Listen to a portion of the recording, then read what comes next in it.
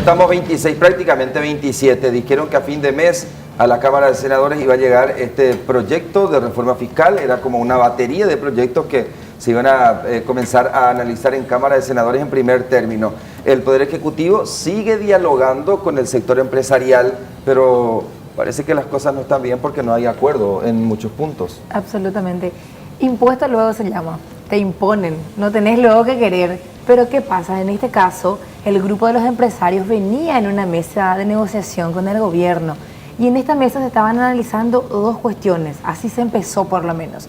Un consejo o un grupo que analizaba la reforma tributaria y al mismo tiempo otro grupo que debía plantear una reforma en la calidad del gasto. Es decir, que implicaba una de cal y una de arena. Es decir, yo te hago pagar más impuestos, pero al mismo tiempo yo mejoro la forma en que estoy utilizando los recursos que están proveniendo de tus impuestos. Mejorar el gasto que le llaman. Mejorar el gasto, así mismo. Pero resulta que había sido en todos estos últimos meses que vienen hablando, ¿sabes cuántas veces se reunió esta comisión de la reforma tributaria? Decenas. ¿Y cuántas veces esta comisión de reforma de la calidad del gasto? ¿Cuánto? 2. A ver, está bien claro. Acá es imponer, pero no transparentar y no mejorar. Ya te dice este dato qué es lo que, o sea, qué le importa realmente al gobierno. Al gobierno no le importa mejorar cómo utilizan nuestros recursos que nos están sacando, metiéndonos las manos en el bolsillo. Lo único que quieren es aumentar más impuestos para poder hacer frente a un montón de compromisos que hace el gobierno de Mario Abdo Benítez. Esto es lo que plantean básicamente los empresarios. Entonces, ¿qué hacen? ¿Cómo viene avanzando esta mesa negociadora de la reforma tributaria? Solamente en un momento inclusive se produce un quiebre porque sale a decir el ministro de Hacienda, con acuerdo o sin acuerdo del sector privado, vamos a presentar este paquete de impuestos. Pero no, esa es la única instancia que tiene que sobrepasar el ministro de Hacienda. Cuando vaya al Congreso, es ahí donde en realidad se va a encontrar con sus mayores oponentes. Absolutamente, pero lo que pasa es que los empresarios, es decir, lo ideal sería resolver antes de llegar al Congreso, porque si no, va a ocurrir esto de que cada grupo va a ir al Congreso a hacer su lobby correspondiente. Y ahí ya puede salir cualquier cosa y el proyecto que empezó con A va a deformarse hasta terminar en W. A ver, para ser particular, IRP, por ejemplo, ¿qué no les gusta a los empresarios? Bueno, IRP plantea no deducir las acciones, no deducir la compra de algunos artículos de lujo. Es decir, los que están ganando más van a dejar de deducir, de restar de sus gastos eso que ellos invierten en acciones. Y también, por ejemplo, si compraron yates o si compraron aviones, no van a más a poder descontar. Vehículos de alta gama y algunas excentricidades. Ese tipo de gastos. El IRP no es luego tanto. Por ejemplo, esta intención de que graben el IVA agropecuario, ahí sí va a haber una diferencia. Porque hoy día, como habíamos mencionado también en programas anteriores, los empresarios del sector ganadero son los que menos aportan, por lo menos en tributo. Después ellos te dicen, no, pero lo que pasa es que nosotros construimos caminos y te dan una explicación. No, que en realidad el rubro en el que ellos trabajan es uno de los que trae más plata al país, una vez que ellos comercializan en el extranjero y toda esa historia que hace años escuchamos, pero en realidad eso se tiene que traducir. Al final de cuentas, el dinero que ingresa se tiene que traducir de igual modo en pago de tributos. Y en redistribución sobre todo de ganancias en la economía para que pueda salir tu gente de la pobreza, ¿verdad? En estos días dijimos los datos de pobreza que se redujo en teoría, pero en realidad aumenta la pobreza extrema. A ver, el Banco Mundial decía, por ejemplo, que los sojeros y los comercializadores de carne son dos rubros que se beneficiaron tanto en los últimos años con las inversiones del sistema público, del sector público, pero en realidad, ¿qué es lo que ofrecen ellos en contrapartida? Son rubros que no emplean a mucha gente, que no masifican y que tampoco pagan tributos. ¿Qué pasaría con ellos dentro de esta mesa de negociaciones? Bueno, y justamente porque están en desacuerdo es que plantean ya esta nota como abriendo el paraguas, presentan el 21, hace unos días, pero hoy recién se difunde esta nota a los medios de comunicación que fue presentada al Ministerio de Hacienda. Además del IRP y además del IVA agropecuario que estábamos mencionando recién, otro punto también de conflicto es el IVA, el impuesto selectivo al consumo. ¿De qué estamos hablando? De los productos que podrían sufrir hasta 50% de IVA.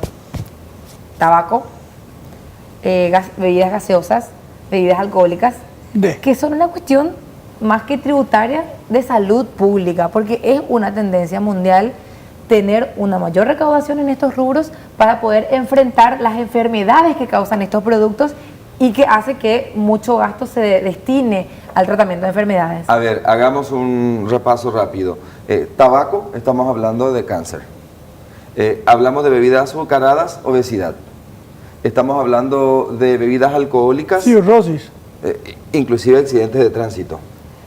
Está probado que en realidad la causa principal de los accidentes de tránsito es el alcohol.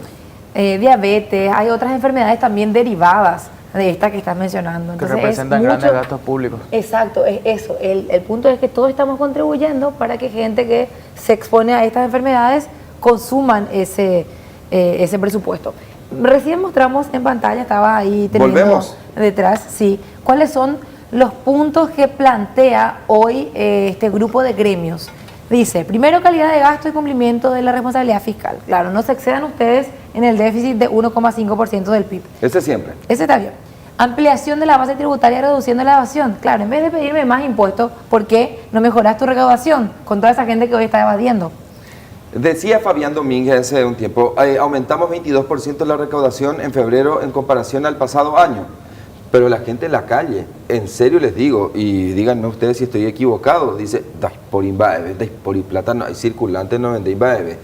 Pero ellos mismos de tributación dicen, sí, porque nosotros en realidad le pusimos los ojos a tal sector, les estamos obligando a que paguen. En realidad no es que haya más venta y que el consumo haya aumentado, sino por el contrario está delicado. Lo que hicieron es empezar a exigirle más que declaren los tributos o cobren o declaren en realidad por sus ventas a aquellos sectores que históricamente evadían. Claro, pero no solamente es la evasión allí, también estamos hablando de informalidad, que es un tipo de evasión. O si no, esta gente que trae productos en regla, pero que la mitad de sus productos no están en regla y la otra mitad evaden. Bueno, algo no es súper y eso. Sino que te cuente que 200.000 kilos de azúcar cayó ayer. Exactamente. Tercer punto, no aumentar tasas de impuestos al consumo y a la renta. Y ahí estamos hablando de esos puntos que mencionamos recién de la renta y lo del consumo. Y por último, modificaciones al libro de disposiciones de aplicación general. Bueno, reglamento en sí sobre esta imposición de tributos. Esto es lo que ellos plantean. ¿Por qué ellos están ahora también como que poniendo el freno, abriendo el paraguas? Porque ven que el gasto no mejora. Y hay un cuadro también que quisiera compartir con la audiencia. Siguiente si me punto, permitís, por Javier. favor. ¿Cómo están nuestros gastos? Resulta que tenemos un presupuesto de casi 14 mil millones de dólares y 9 de cada 10 guaraníes se va a parar a pago de salarios. Son gastos rígidos, como le llaman. Dice 302.000, un poco más de cargos públicos, que son 3.000 y pico más que el año pasado.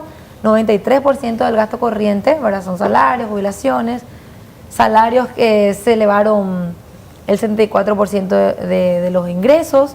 El año anterior cerró con 71, se llevaron, quiero decir, déficit fiscal de 3,8 billones. Acá estamos bien en materia de, respetamos la ley de responsabilidad, sí, respetamos la ley de responsabilidad fiscal. Sin embargo, tenemos este gasto tan rígido porque 9 de cada 10 guaraníes que se van de nuestros impuestos se va al pago de salarios. ¿Sí? ¿Cómo podemos hablar de que queremos recaudar más y al final vos lo único que querés es pagar a secretarias VIPs, pagar tus aumentos salariales irregulares? Lo que plantean los empresarios es razonable. Es muy razonable, pero por supuesto también está... Pero eso no es justificativo para que en realidad dejen de pagar lo que tienen que pagar. Claro. O sea, demasiado,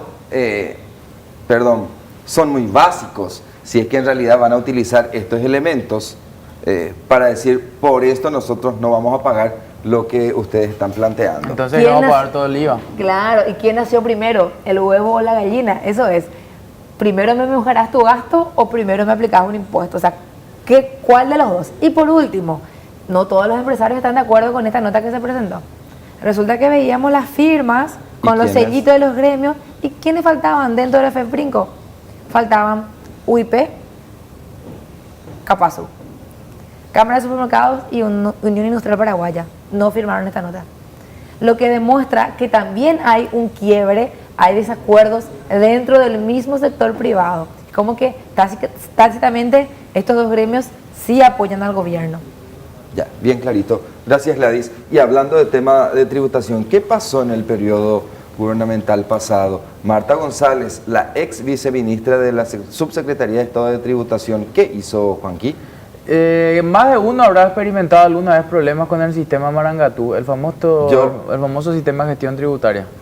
A veces, en estos días, por ejemplo, estuve leyendo en redes sociales que hubo gente que ya se le cayó otra vez el sistema cuando estaba queriendo presentar su IRP, quería procesar sus gastos.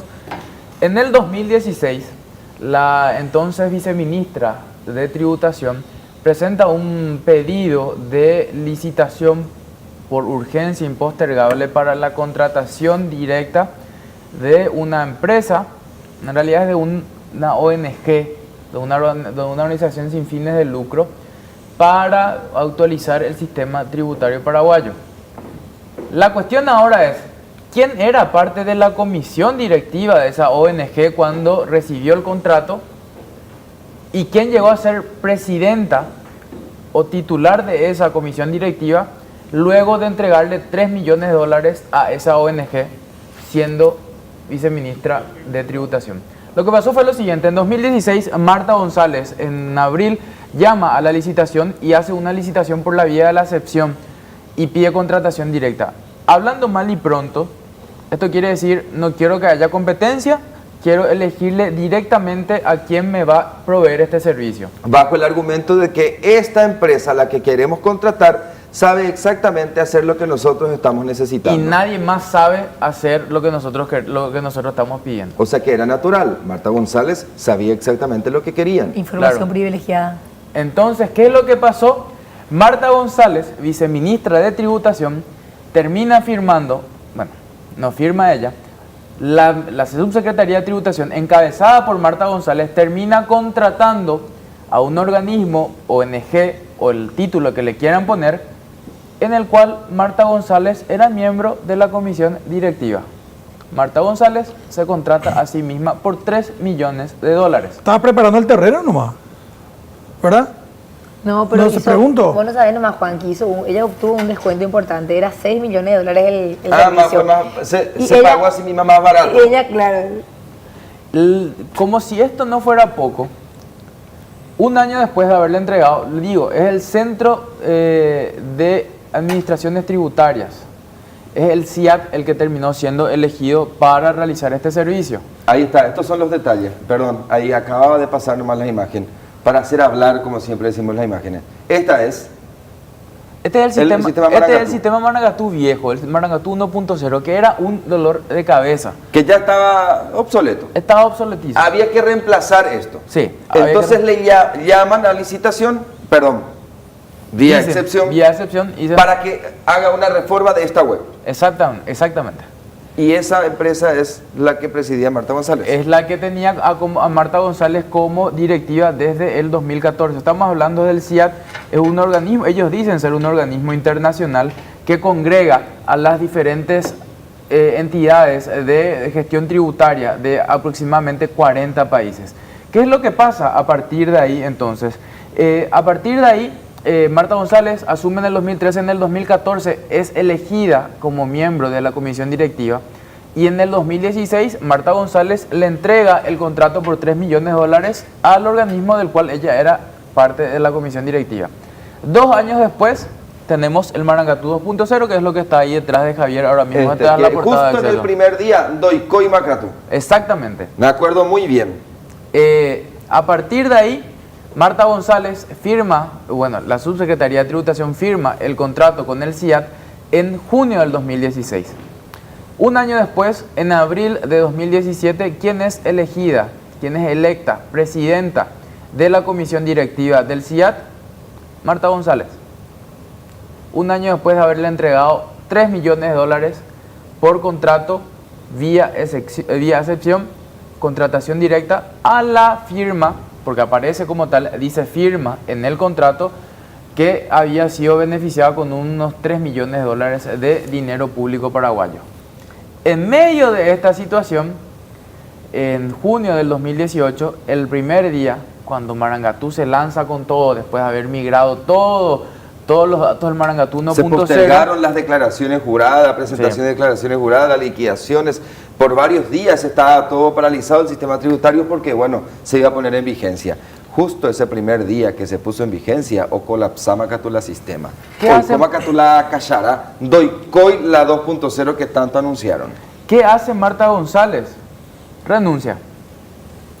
Siendo presidenta del CIAT, decide renunciar a la titularidad de la Subsecretaría de Estado de Tributación, cargo en el que se mantuvo a lo largo de los 5 años casi de la gestión de Horacio Cartes. La cuestión a partir de ahí es por qué realmente Marta González entrega este contrato. Y los detalles. Marta González no firmó los contratos de tributación. Ella, como viceministra de Tributación, como máxima autoridad de la Subsecretaría de Estado de Tributación, tiene que firmar ella los contratos cuando se da sobre todo cuando estamos hablando de la reforma de todo el sistema de gestión tributaria de Paraguay. ¿Por qué no firmó ella? No quería que aparezca su nombre. ¿Y quién firmó? Firmó una directora de la institución. Ni siquiera el ministro de Hacienda. Entonces. Ni siquiera el ministro, ni que era en aquel entonces Santiago Peña. Ni siquiera el Y ministro. Santiago Peña no sabía de esto. ¿Cuál era la excusa? El CIAT era el único con la capacidad técnica para llevar adelante el proceso de reforma. Claro, porque el CIAT había creado el sistema Marangatú 1.0 y había sido el encargado del mantenimiento del Marangatú 1.0. A ver, discúlpame, Juanqui. Mis conocimientos en ámbito legislativo o ámbito legal son limitados. Sin embargo, yo sé que en todos los contratos entre una institución pública y una empresa privada, por lo menos que nosotros hemos visto ahí en economía, firma el ministro o la ministra. Claro, es decir, el ordenador de gasto, la máxima autoridad de ese ente tiene que firmar. Es decir, yo creo que no sé si se puede atacar de nulidad también, ¿verdad? Pero absolutamente irregular desde todo punto de vista. Claro, desde todo punto de vista hay una serie de irregularidades, porque es lo que vos decías hace rato, hubo información privilegiada. Marta González era miembro de la comisión directiva del organismo, ONG, firma, empresa o lo que sea el CIAT, porque ellos dicen ser un organismo internacional, pero vos revisás en otros lados Pero, y no aparecen. ¿Hubo otra empresa o firma oferente? Nada, fue la única. Y además, aparentemente no es el único caso entonces en el que la organización o empresa o a la cual está vinculada Marta González habría contratado con el Estado paraguayo. No, hay que recordar que Audicon, que es una empresa que sí ella es una empresa privada paraguaya, que ella era accionista junto a su esposo, Jacinto Santamaría, que dicho sea de paso, Gladys, probablemente te acordás que nos quiere muchísimo a los de ABC Color, precisamente por contar esto, duplicó la cantidad de contratos que tuvo con el Estado una vez que Marta González llegó a la función pública, llegó a la Subsecretaría de Estado de Tributación, duplicó la cantidad de contratos. Como si no fuera suficiente esto, Marta González en los primeros meses de su administración cambia las reglas del sistema tributario y esto hace que de aproximadamente 200 firmas auditoras que podían realizar trabajos y, por ejemplo, auditar a las grandes empresas, que es donde se mueve el dinero para las auditoras contables, solamente 10 estaban habilitadas por estos cambios de las reglas. ¿Cuál era una de las empresas? Audicom, la firma que tenía a su esposo como tal. Esposo, que dicho sea de paso, firmaba contratos con el Estado y participaba de reuniones de alto calibre, por ejemplo, con autoridades de la AFIP en Argentina, entre tantas otras cosas. Esa es Marta González. Ellos doña daban Marta, un... me imagino, doña Marta, que mañana va a dar explicaciones públicas. No, dice que no va a dar ningún tipo de declaración pública. Intentamos hablar con ella hoy. Entonces, doña Marta, seguramente el nuevo viceministro va a accionar para que usted dé explicaciones públicas, o peor aún, si hay irregularidades, doña Marta va a tener que responder ante la instancia que corresponde. Santiago Peña también tiene que responder porque fue durante su administración. Exacto. Bendita doña Marta ni bien. Te leo textualmente. Doña Marta, tengo que hacer el corte nomás ya, pero ¿qué querés leer? No tengo intención de hacer ninguna declaración pública por el momento. Cordiales saludos. Marta González. Cuando le preguntamos ahí si tenía algo que Le decir. enviamos saludos a doña Marta. Cuando regresemos, Iván tiene detalles sobre otros casos para nosotros